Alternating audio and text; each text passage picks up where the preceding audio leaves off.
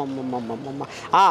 ఇక మరి ఈడే రాజేందరు తెర మీదకి వచ్చిండు. ఇక రేపో మాపో బీసీ బిడ్డ ఆయనే కాబోతుండు అనేది కూడా మరి బయటకు తీసుకొచ్చిరే రాజన్న.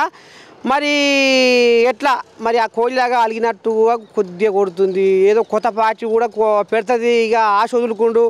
ఇన్నాళ్ళ దాకా ఏదో మీదంగా తిరిగిండు. కానీ ఇక ఆయనకు కూడా అర్థమైంది బీసీలకు ఇలా న్యాయం జరుగుతట్లేదు అనేది అర్థమైంది. పక్కకు జరుగుతుండు, కొత్త పార్టీ పెట్టబోతుండు అనేది మరి గుసగుస వినపడుతుంది సోషల్ మీడియాలో. ఏమంటావు దీని మీద?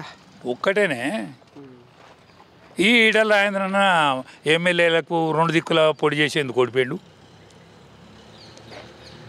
బండి సంజయ్ ఎమ్మెల్యేకు పోటీ చేసేందుకు ఓడిపోయిండు. అరవింద్ కుమార్ పోటీ చేసేందుకు ఓడిపోయిండు. ఒక కిషన్ రెడ్డి తప్పించుకున్నాడు కదా ఎమ్మెల్యే ఇళ్ళ నుంచి, ఉపాయం తెలిసినోడు కాబట్టి. అసెంబ్లీలో వీళ్ళందరూ ఓడిపోయినలా గెలిచిల్లా. మా మెదక్ ఎంపీ రఘునందన్ ఓడిపోయిండా గెలిచిండా? ఎమ్మెల్యే ఎంపీకి నెగ్గిండు. ఎమ్మెల్యేగా గడ్డ కలిసిండు కదా. ఈ గడ్డ కలిసిన వాళ్ళందరూ మళ్ళీ పార్లమెంట్ మెంబర్లు ఎవరు చేసిండు? వీళ్ళే ఆయనలా మంది చేస్తే ఆయనలా మంది నరేంద్ర మోడీ గాలే కదా. మోడీ గాలి మంది. అరే పార్లమెంటుకు యోగి మోడీ గెలవాలి, పార్లమెంట్ మెంబర్లు వీళ్ళు గెలవాలి. అన్యోకని ఆనాడు ఎందుకు ఓట్లే లేదా వీళ్ళకంటే, అరే కేసీఆర్ మళ్ళీ ముఖ్యమంత్రి అవుతాడో ఏమో అని ఈ బీజేపీ ఓటుకి ఎత్తే మురిగిపోయినట్టు అవుతుంది. అందుకనే ఈ అసెంబ్లీలో లెక్కకు రాని కాంగ్రెస్ను, అడుగుల లోతుల పడ్డ కాంగ్రెస్ను ఓట్లేసి గెలిపించారు. ఓహో, ఇదా గాలి అట్లా తిరిగింది అది గంట ఇటు మళ్ళీంది. సరే, మరి ఇప్పుడు రాంగా పోంగా మరి ఇప్పుడు బీజేపీలో కూడా ఆధిపత్య పోరు ఉరకల పెడుతుంది ఆట. ఇప్పుడు పంచాదులు వర్గాలు అవుతున్నాయి ఆట. ఇక మరి కరీంనగర్లో ఓ కోళ్ళగా మొత్తం లేఖనే రాసిందట, బహిరంగ లేఖ. మరి ఎట్లా మరి బీజేపీ రేపు ముంగడ పడుతుందా? తీర ఎలక్షన్ల ముందర ఏదో మరి ఈ కచపెచ వ్యవహారం నడుస్తుండే, మరి స్థానిక సంస్థలలో ఏమన్నా తారుమారాయనా వ్యవహారం? ఈ స్థానిక సంస్థలు పాడు కానీ ఇవాడు ఎన్నికలు కాకుండా పెట్టిండు గొల్లెం. 42% గొల్లెమే ఎన్నికలు కావాలని గొల్లెం. కూతురుగా ఆర్డినెన్స్ తీసుకొచ్చి మేము ముందర పోతాం. తుర్కలను కలిపిండు. మత ప్రాతిపదికన కోర్టు ఒప్పుకోదు.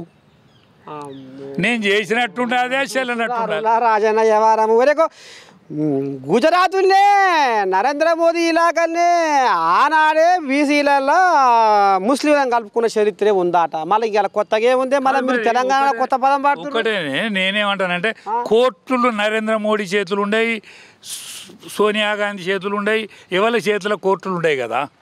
మత ప్రాతిపదికన ఒప్పుకోగాని కోర్టు అంటది కదా. ఇటువంటి మేలుకే తెలిసే కదా పెట్టింది. సామాన్యుడా ఈయనది పార్టీ అనే. అరే ఇంత తెలికలోడైతే ఇళ్ళకి వచ్చి ఎంత హుషారు పిట్టి అయితే వాడిని వీని వెనక దొక్కి నా వతగా దోతి కట్టుకున్న ఆయన ఎన్నేళ్ళ బట్టి కాంగ్రెస్లో పాడైతాడు. ఉప ముఖ్యమంత్రి ఇప్పుడు ఆయనకు దోతి సింగులే మిగిలినాయి. నా వతగా ఉప ముఖ్యమంత్రి 6th ఫింగర్ అది 6వ ఏళ్ళు ఇచ్చిండు ఆయనకు. 5 ఏళ్ళు ఈయన దగ్గరనే ఉన్నాయి. ఎందుకు 6 ఏళ్ళు ఆయనకు ఉన్నాయంటే ఈ 6వ ఏళ్ళకు దెబ్బ తాకుతుంది ఇప్పటికీ. దేనికి అది అమరుకునేటట్టున్నది, కలుపుకునేటట్టున్నది, మచ్చ పెట్టుకునేటట్టున్నది. నాయనా ఇక మరి ఈ కథ బీజేపీ వాళ్ళు ఏమనుకోవాలంటే, ఎమ్మెల్యేలు మేము కాలేదు, ఎంపీలను కూడా మేము కాలేదు, మాకేదో గాలి మరలి అవకాశం వస్తే ఎవడో బీసీ ముఖ్యమంత్రి అవుతాడు అని అనుకొని నిమ్మల పడాలి తప్ప, వీళ్ళు తొందరపడ్డోళ్ళు అవుతారు. ఇప్పుడు తెలంగాణ ఆపితే ఆగిందా? ఆపుతాగలేదు. కానీ 1200 మంది చచ్చిపోకపోదురు. కేసీఆర్ కుటుంబం వీళ్ళకు రాకపోవు.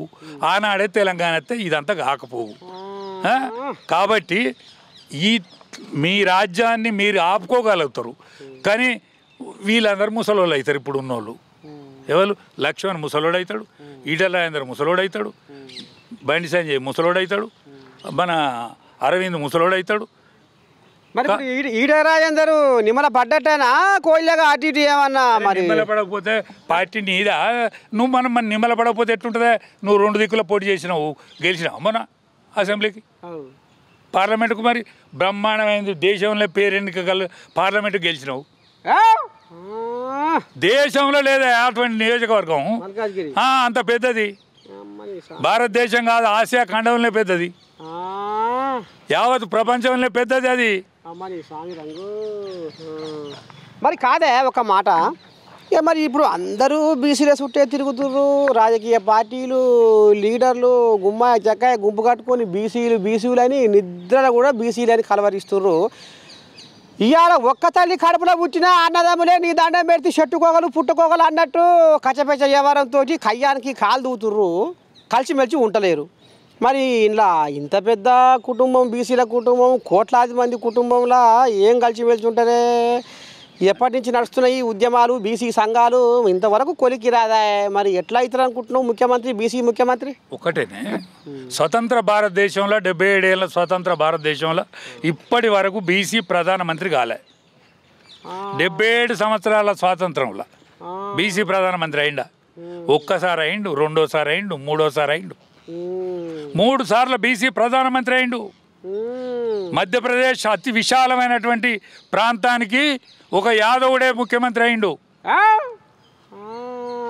ఇవాళ హర్యానా రాష్ట్రంలో రెడ్లు రావులు ఆంధ్రప్రదేశ్ను తెలంగాణను ఎట్లయితే పరిపాలించిందో అక్కడ జాట్స్ పరిపాలించేది, అక్కడ ఒక యాదవుడు బీసీ బిడ్డే ముఖ్యమంత్రి అయిండు.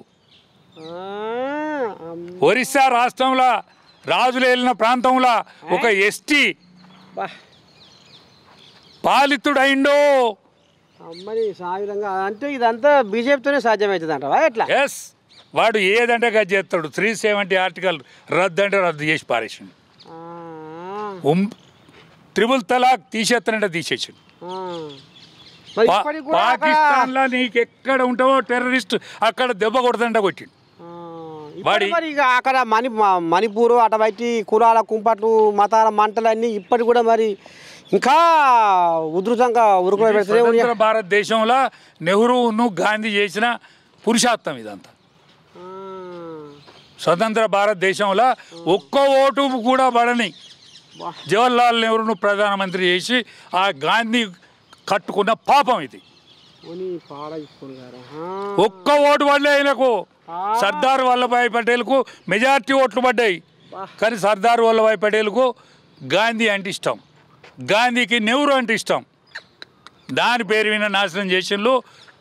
ఈ కుంపటి ఆనాడిది కాశ్మీర్ కుంపటి, గాంధీ నెహ్రూ అంటించిపోయిన కుంపటి.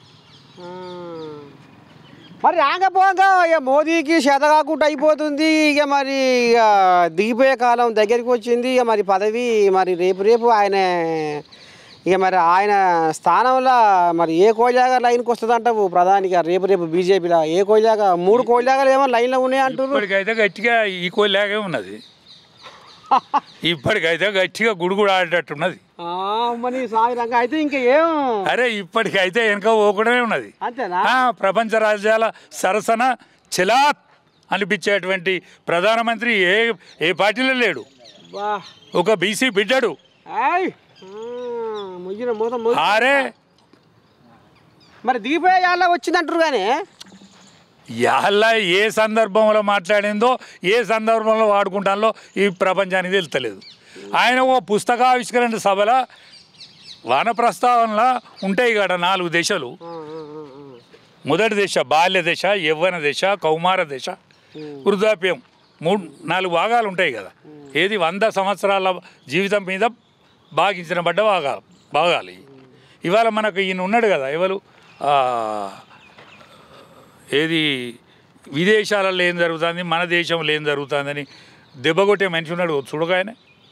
మన మిలిటరీలో ఉండే ఆయన ఐపీఎస్ ఆఫీసర్. కాశ్మీర్ కష్టం అంతా ఆయన ఎలా తీసిండు మొన్న. నాకు అది రాదా, నీకు నోరు మరదా?